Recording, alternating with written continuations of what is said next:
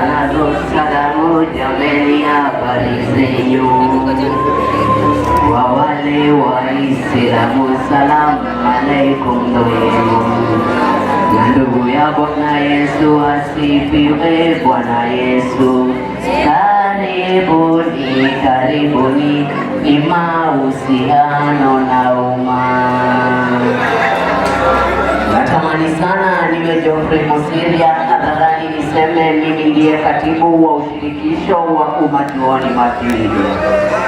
Nimesimama kwenye ukumbi huu kwa madaa na heshima, nikiwa nimevaa hayo mavazi meupe ya nuru na giza la msimamo.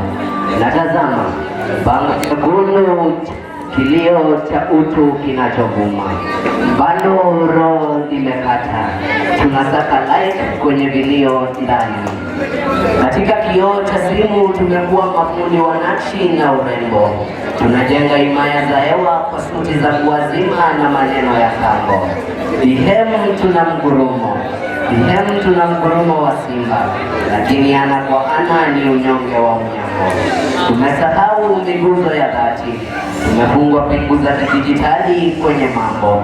Msomi wa kweli si picha, bali ni tabia yenye mnyambuliko. Tuache kuishi kwa filter, tujenge utu usio na mparaganyiko. Uhusiano si kishindo cha status, bali ni matendo yenye mshiko. Tuzime taa za bandia, tuwashe nuru ya kweli yenye uhakiko. Naitwa Subuhu wa Zakaria, hapa nimewasili kwa kishindo. Subuhu ni la halisi, Zakaria ndo wakilishi katika hili windo. Wanahabari ndiyo tasnia na chovyo wino kwenye vilapindo. Mimi ndiye kalamu ya hisia nzito, msema kweli asiye na upindo. Ninachora picha ya maisha nikiondoa kila msukosuko na kovu.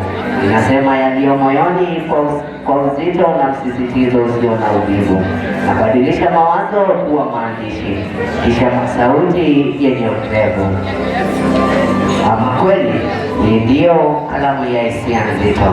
Sauti ni Subuhu wa